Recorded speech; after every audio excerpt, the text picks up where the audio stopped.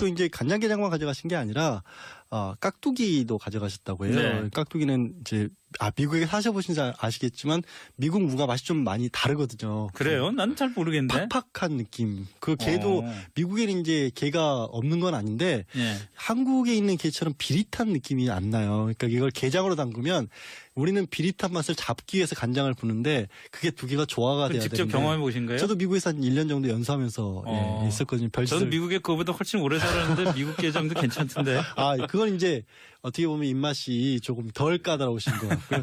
근데 어르신들을 주로 이제 대접을 하신 거예요. 예. 저는 뭐 굳이 의미를 두자면 뭐 독일에 가셨을 때도 그렇고 미국 가셨을 때도 그랬고 그 시절에 해외에 나가신 분들은 한국이 경제적으로 굉장히 어려울 때 그런 그걸 경우가 극복하기 많죠. 위해서 나갔던 그런 분들이기 때문에 네. 그런 분들에게 고향의 맛을 전해드리는 것은 어찌 보면 영부인으로서는 굉장히 잘하신 일이라고 봅니다. 대통령 부인으로서는.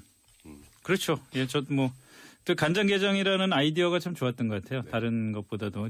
사실은 아까 영 변호사 얘기하셨지만 미국에 있으면서 요즘 웬만한 한국 음식 다 먹을 수 그렇죠. 있는데. 예, 근데 간장게장은 참 쉽지가 않거든요. 그러니까 이번에 사실 저는 뭐 간장게장을 400인분을 가져갔다 그 팩트보다 더 중요한 건 간장게장이라는 음식을 선정하는 과정. 네. 그게 제일 중요했던 것 같아요. 그러니까 미국에서 그래도 한국 교민들 연세 드신 분들이 가장 먹기 힘든 것, 한국 맛을 찾기 힘든 게 간장게장이라고 해서 간장게장이라는 걸 선정을 했고 또 400인분을 다른 사람이 아니라 본인이 혼자 손수 직접 또 담그은 거고요.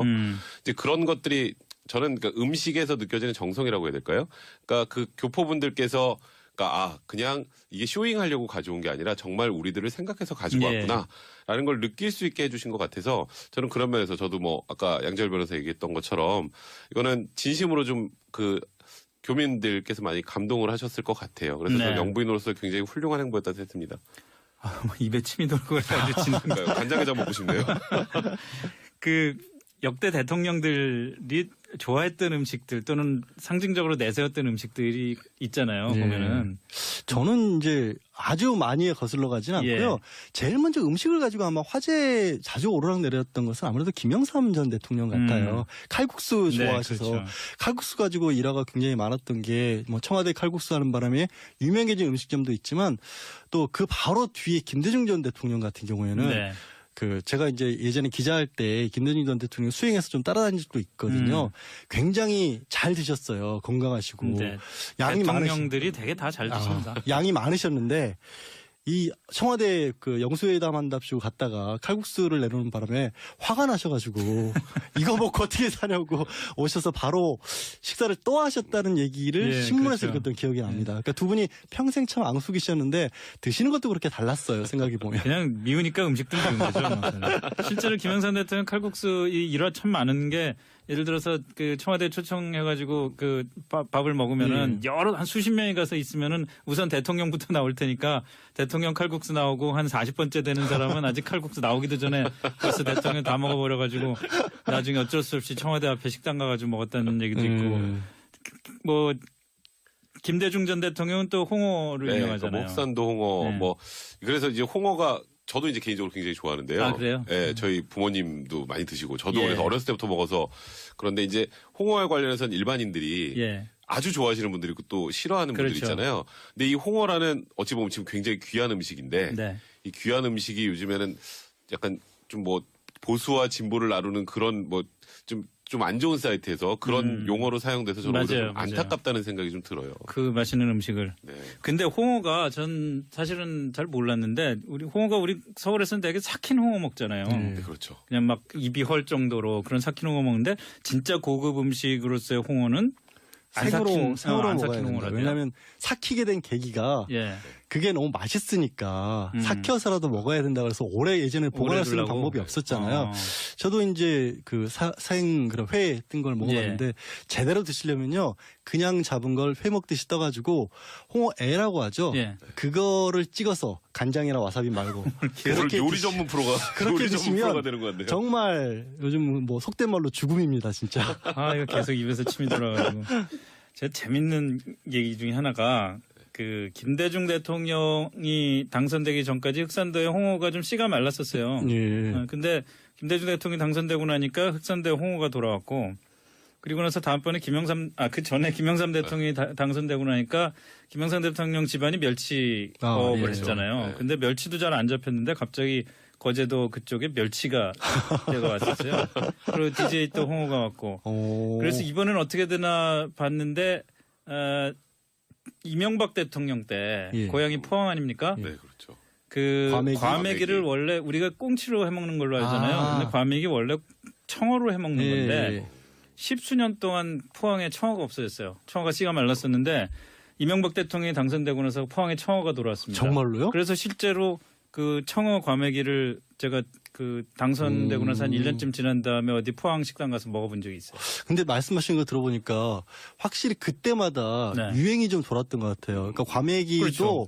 사실은 서울에서는 그렇게까지 뭐 흔한 음식도 아니었고 좀 그렇게 이것도 많이 안 먹었죠. 좀 강한 사실. 음식이잖아요. 어떻게 예, 보면. 예. 근데 언젠가부터 이명박 전 대통령이 당선되고 난 이후로는 서울 식당들에서 꾸준히 좀 찾게 되는 메뉴로 바뀌었더라고요. 그 김영삼 대통령 때도 그 저 관가나 뭐 기업 같은 데서 선물 같은 거 그 추석 때 이제 네. 추석도 얼마 안 남았지만 주고받을 때 보면은 멸치 선물이 그렇게 많았다는 거 아닙니까? 그때는 김영삼 전 거의 멸치로 대통령한테 통일이었죠. 그때는. 멸치 안 받은 사람은 국회의원 아니라는 얘기까지 한때 그때는 들었다고 하니까요. 맞아요. 아이 참. 아우 배고파. 자, 다음 소식으로 넘어갑시다. 이거 어떻게 얘기를 해야 될지 저도 참 난감하고 모르겠는데 우리가 너무나 좋아하는 가수 네. 고 김광석 씨의 죽음을 둘러싼 그 의혹 문제제기 많았잖아요. 네, 근데 그렇습니다. 이번엔 더군다나 김광석 씨의 딸까지 생존한 줄 알았던 딸까지 숨져 있었다. 어떻게 봐야 되나요? 이게요. 두 분 다 변호사니까. 당황스러운 게 예. 이게 이상호 기자가 이제 그 영화를 개봉을 하면서 그러니까 김광석 씨가 타살된 것 같다라는 얘기를 하고 또 여러 가지 요견했던 게 딸이 서현 씨가 감금돼 있는 것 같다는 얘기도 있었고 설이에요. 이게 다 맨 처음에. 네. 그리고 지금 어딘가 뭐 사라져서 뭐 실종이 된 것 같다. 근데 그에 관련해서 이 부인 소모 씨는 뭐 해외에 있다라고 사람들한테 얘기했다. 뭐 여기까지가 이제 그동안에 나왔던 근데 얘기인데 더군다나 해외에 그냥 있다고 그런 게 아니라 잘 살고 있다 그랬어요. 잘 살고 있다도 한번 얘기를 했고 해외에 어딘가에 있어서 나도 연락을 할 수가 없다. 네. 뭐 이런 얘기도 하더라고요. 근데 이제 그 가족들 입장에서 예. 아무래도 이게 혹여라도 감금돼 있거나 이러면 안 되니까 예. 아이를 찾자. 그래서 그 영화 개봉 이후에 이상호 기자하고 고 김광석 씨의 큰형이 경찰서를 찾아갑니다. 그래서 실종 신고를 해요. 그럼 실종 신고라는 게 지금 사람이 도저히 어디 있는지 못 찾으니까 네. 실종 신고를 해놓고 뭐 찾는 데 한 방점을 찍는 거거든요. 근데 실종 신고를 안 받아주는 경우가 있어요. 그 사람이 사망했을 때. 그런데 이제 확인을 해보니까 2007년, 그러니까 딱 10년 전이죠. 12월 23일에 딸 서연 씨가 예. 이제 폐렴 증세 같은 걸로 이제 사망했다라는 게 이제 확인이 된 겁니다. 네. 근데 이제 문제는 그 당시에 또 이게 뭔가 이상했는지 경찰에서도 나중에 부검까지 했어요. 그래서 뭐 추가로 뭐 독극물 같은 게 나오는지, 그러니까 뭐 살해 의혹 같은 것도 있을 수 있으니까요. 예. 근데 뭐 특별하게 다른 것들이 나오지 않았고 예. 또 이 딸 서연 씨가 한 5일 전쯤에 병원에 내원해서 이제 감기와 관련된 좀 치료를 받았던 기록도 나오고 네. 그러니까 이거는 감기가 악화돼서 폐렴으로 사망한 것이다. 라고 해서 그 당시에 이제 그냥 아무 문제 없이 끝이 났는데 네. 그 이제 통상적으로 2007년에 한 의료 기술 한번 생각을 해보면요. 폐렴이 걸리면 바로 안 죽거든요. 그렇죠. 그 하루아침에 그리고 그냥 순식간에 아프면 심장마비랑 입원해서 좀 다르죠. 있으면 괜찮아지는데 병원에 도달하기 전에 죽었다는 얘기까지도 있어요, 지금. 네. 근데 그 당일날 이 서현 씨가 사망했다라고 하다 보니까 이거는 뭐 고의로 방치해서 그러니까 사실상 살해와 마찬가지로 방치하다가 아이가 사망한 것이 아니냐라는 지금 그런 의혹이 또 제기가 돼 있는 상황입니다. 근데 더 문제는 이 10년간 이 부인 서모 씨가 이 사실을 사람들한테 알리지 않은 거죠. 근데 여기서 더 사실은 또 이상해지는 게 예. 사실 저도 이제 말씀드려도 조심스럽습니다. 이거 왜냐면 어쨌든 좀 남편하고 아이가 사망한 상황인데 네. 부인 입장에서 혹시라도 억울한 상황이 있으면 정말로 치명적인 어떤 명예훼손이 되는 그럴 수 거지만 있죠. 좀 이해가 안 가는 부분이 있는 거예요. 지금 백 변호사가 말한 것처럼 2007년 10월 23일에 아이는 사망을 했습니다. 네. 그때 문제는 이 김광석 씨가 남긴 재산이 굉장히 많거든요. 상당했거든요. 아유, 그 뭐 노래가 노래가 큰 인기가 노래가 한두 곡이 있고, 아니니까. 예. 그래서 조금 좋지 않은 얘기지만 가족끼리 재산 상속을 놓고 분쟁이 있었어요. 그러니까 김광석 예. 씨의 그 부모님하고 네, 부모님, 시어머님하고 예, 부인하고. 예. 근데 이제 남편이 사망을 하게 될 경우에는 원래 자식이 있었을 경우에는 자식이 더 우선순위가 가거든요. 예. 그러니까 자식과 그다음에 살아남은 배우자, 그러니까 자식하고 그 아내하고 나눠 갖게 돼 있는 거고 네. 시어머니는 그냥 원칙대로만 따지면 못 가져갔어요. 그래서 여러 가지 문제가 복잡했기 때문에 소송이 걸렸는데 2008년에 대법원에서 이게 종결이 되거든요. 네. 근데 2007년 10월 23일에 아이는 이미 사망을 했는데 그 사실을 법원에 알리지 않고 계속 재판을 끌어간 거예요. 그래서 이게 딱 결론만 말씀드린 것처럼 아이가 살아있으면 아이하고 자기하고 재산을 다 가져가는 거고 네. 아이가 사망을 한 걸로 결론이 나면 이건 전 사건 내역을 보니까 원칙만 말씀드린 네. 겁니다. 아이가 사망했을 경우에는 자신하고 아내하고 시어머니하고 나눠 가져야 되는 상황이거든요. 네. 이 혹시 그런 것 때문에 그런 게 아닌가 하는 그냥 의심만 가는 상황이에요. 그러니까 의심이 나는 거죠. 그러니까 의심만. 근데 그 얘기도 또 이건 맞는 얘기인지 모르겠는데 김광석 씨가 돌아가시기 전에 네. 내 노래 저작권을 아내한테 주지 마라.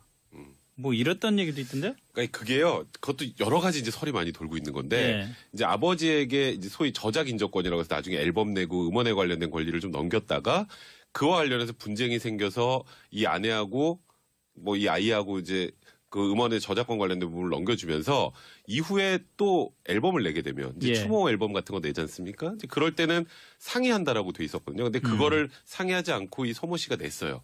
또 그거 가지고도 분쟁이 있었어요. 근데 지금 그 아까 양 변호사님이 말씀하신 거 제가 좀 아주 짧게만 부연을 하면 네. 이 딸아이의 죽음과 소송 결과는 어찌 보면 크게 상관은 없습니다. 이건 김광석 씨 사망한 시점을 가지고 상속을 판단하는 거니까. 네. 근데 이제 소송하는 도중에 사람이 죽으면 어떻게 하냐면요. 죽은 사람을 상대로 소송을 못 하잖아요. 그렇죠. 계속. 그러면 이 소송을 이 상속인이 이어받아서 해야 돼요. 근데 그러면 이제 당사자가 사망했습니다라고 법원에 알리고 그걸 이어받아야 되는데 그걸 이어받았으면 중간에 조정 과정에서 분명히 문제가 터졌을 거예요. 네. 아마도 그런 것 때문에 전혀 알리지 않고 끝까지 갔다가 대법원에서 판결이 나왔으니까 지금 일단은 이 유가족 측 변호인은 이거 소송 사기 아니냐라고 하는데 저는 이게 소송 사기는 어차피 안 되는데 아 그래요? 예, 이게 왜냐하면 알리지 않고 나온 판결이 위법하지만 무효는 아니다라는 게 일단 대법원의 일관된 견해입니다. 그런데 지금 이 상황을 조사하기 위해서는 무언가 고소 고발을 해야 되는 상황이에요.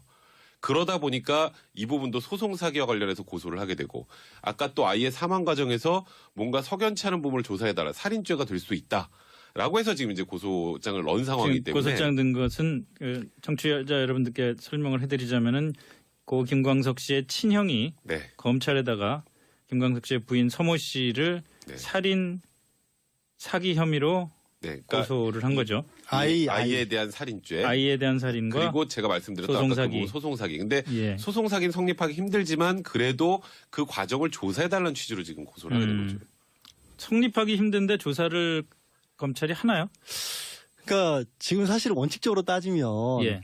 백 변호사가 얘기한 것처럼 애초에 그러니까 이렇게 두 사람이 합쳐져 버린 거거든요. 예. 그러니까 아이하고 그 아내하고 네. 권리가 합쳐져 버린 거기 때문에 크게 영향은 없다라고 치면 별로 이득이 없기 때문에 뭔가 이익이 있어야 사기인데 예. 애초에 원래부터 가져갈 것처럼 돼 있는 그런 상황이 돼버릴 수가 있기 때문에 별로 이렇게 돈을 가져간 게 없다 추가적으로. 그런데 어쨌든 모르죠. 그 과정에서 이제 그렇게라도 하지 않으면 경찰에서 이렇게 손을 댈 수 있는 여지가 별로 없어요. 경찰 이철성 청장이 또 직접 얘기를 했는데 김광석 씨 딸의 죽음을 둘러싸고 소송 사기죄가 된다면 수사를 하겠다 이렇게 네, 얘기했더라고요. 예. 그러니까 이게 지금 국민들의 진실 규명 의지 뭐 그런 목소리들이 많지 않습니까? 예. 그래서 이게 소송사기가 되는지 판단하려면 그래도 그 과정을 확인은 해야 되잖아요. 예. 그러니까 제가 말씀드렸던 것처럼 아마 결론은 소송사기죄가 안 되는 걸로 날 텐데 그래도 되는지 여부를 확인하는 정도로 하면서 진상규명을 어느 정도까지는 할 수 있으니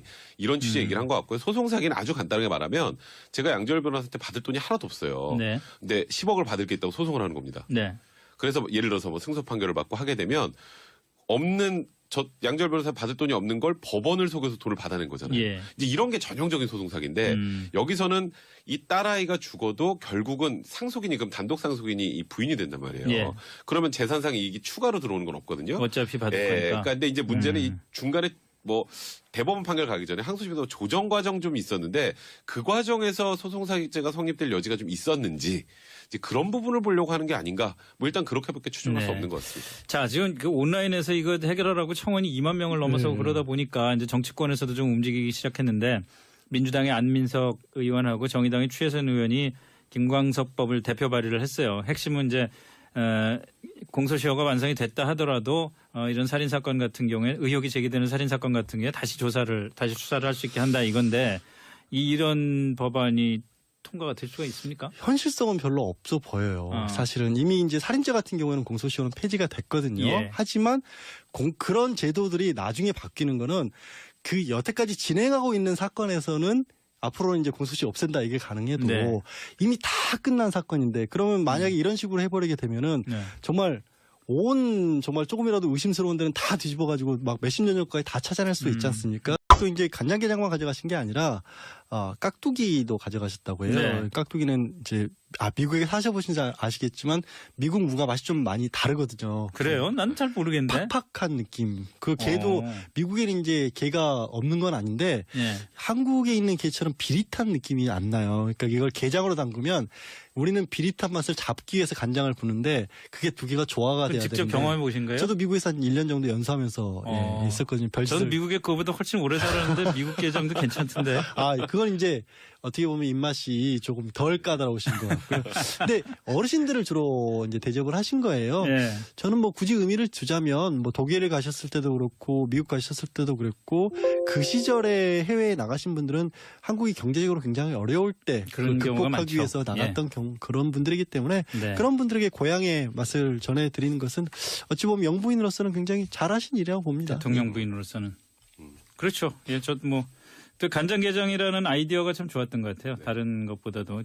사실은 아까 영 변호사 얘기하셨지만 미국에 있으면서 요즘 웬만한 한국 음식 다 먹을 수 그렇죠. 있는데. 예, 근데 간장게장은 참 쉽지가 않거든요. 그러니까 이번에 사실 저는 뭐 간장게장을 400인분을 가져갔다 그 팩트보다 더 중요한 건 예. 간장게장이라는 음식을 선정하는 과정. 네. 그게 제일 중요했던 것 같아요. 그러니까 미국에서 그래도 한국 교민들 연세 드신 분들이 가장 먹기 힘든 것, 한국 맛을 찾기 힘든 게 간장게장이라고 해서 간장게장이라는 걸 선정을 했고 네. 또 400인분을 다른 사람이 아니라 본인이 혼자 손수 직접 또 담근 거고요.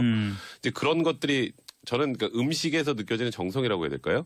그러니까 그 교포분들께서 그냥 이게 쇼잉하려고 가져온 게 아니라 정말 우리들을 생각해서 가지고 왔구나라는 걸 느낄 수 있게 해주신 것 같아서 저는 그런 면에서 저도 뭐 아까 양재열 변호사 얘기했던 것처럼 이거는 진심으로 좀 교민들께서 많이 감동을 하셨을 것 같아요. 그래서 저는 영부인으로서 굉장히 훌륭한 행보였다고 생각합니다. 입에 침이 돌고 아주 그러니까요. 간장게장 먹고 싶네요.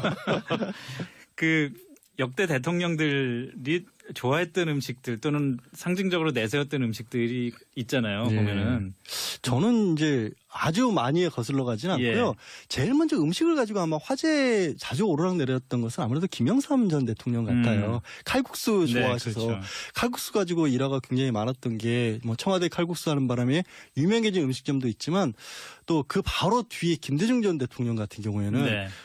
제가 이제 예전에 기자할 때 이제 확인을 해보니까 2007년, 그러니까 딱 10년 전이죠. 12월 23일에 딸 서연 씨가 예. 이제 폐렴 증세 같은 걸로 이제 사망했다라는 게 이제 확인이 된 겁니다. 네. 근데 이제 문제는 그 당시에 또 이게 뭔가 이상했는지 경찰에서도 나중에 부검까지 했어요.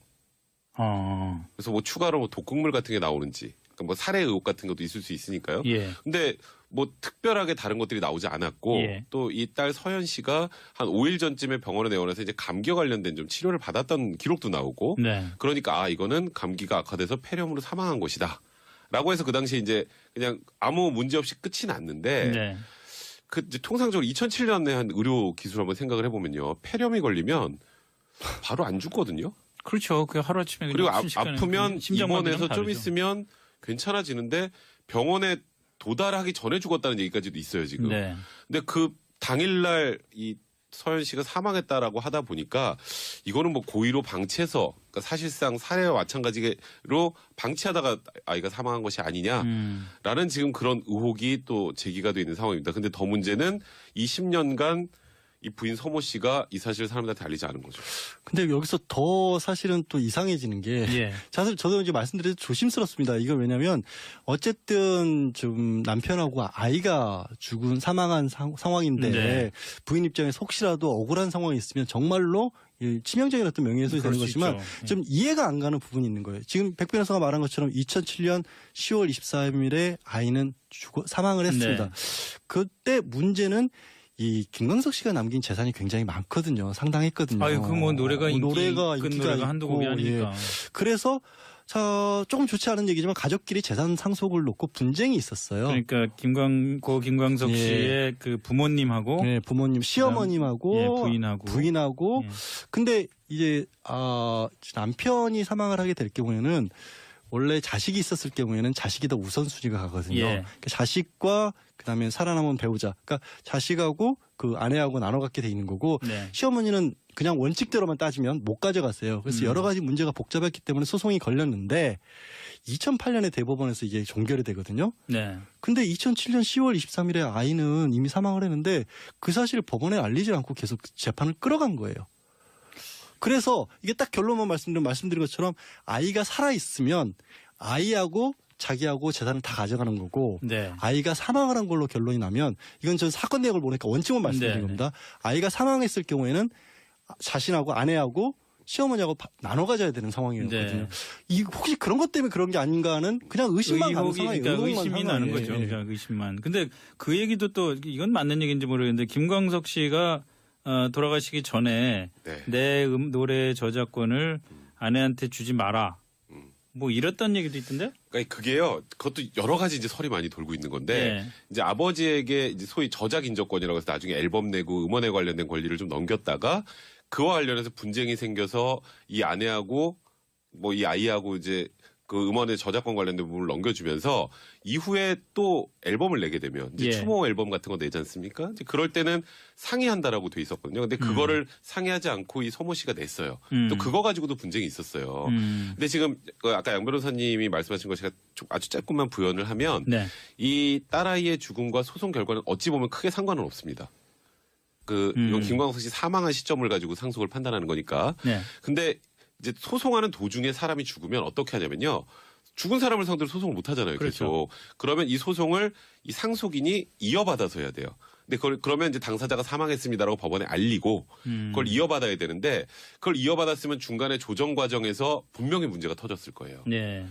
아마도 그런 것 때문에 전혀 알리지 않고 끝까지 갔다가 대법원에서 판결이 나왔으니까 지금 일단은 이 유가족 측 변호인은 이거 소송사기 아니냐라고 하는데 저는 이게 소송사기는 어차피 안 되는데. 아, 그래요? 예, 이게 왜냐하면 알리지 않고 나온 판결이 위법하지만 무효는 아니다라는 게 일단 대법원의 일관된 견해입니다. 그런데 지금 이 상황을 조사하기 위해서는 무언가 고소고발을 해야 되는 상황이에요. 그러다 보니까 이 부분도 소송사기와 관련해서 고소를 하게 되고 아까 또 아이의 사망 과정에서 뭔가 석연치 않은 부분을 조사해달라 살인죄가 될 수 있다. 라고 해서 지금 이제 고소장을 넣은 상황이기 때문에. 고소장 든 것은 청취자 여러분들께 설명을 해드리자면은 고 김광석 씨의 친형이 검찰에다가 김광석 씨의 부인 서모 씨를 살인 사기 혐의로 그러니까 고소를 한 거죠. 아이에 대한 살인죄. 아이에 대한 살인과 그리고 제가 말씀드렸던 소송사기. 소송사기. 근데 소송사기는 성립하기 힘들지만 그래도 그 과정을 조사해달라는 취지로 지금 고소를 하게 된 거죠. 성립하기 힘든데 조사를 검찰이 하나요? 그러니까 지금 사실 원칙적으로 따지면 김대중 전 대통령 수행해서 좀 따라다닐 수도 있거든요. 굉장히 잘 드셨어요. 건강하시고. 양이 대통령들이 되게 다 잘 드십니다. 양이 많으셨는데 이 청와대 그 영수회담 한답시고 갔다가 칼국수를 내놓는 바람에 화가 나셔가지고 이거 먹고 어떻게 사냐고 오셔서 바로 식사를 또 하셨다는 얘기를 신문에서 읽었던 기억이 납니다. 그러니까 두 분이 평생 참 앙숙이셨는데 드시는 것도 그렇게 달랐어요. 생각해 보면. 그냥 미우니까 음식도 미운 거죠.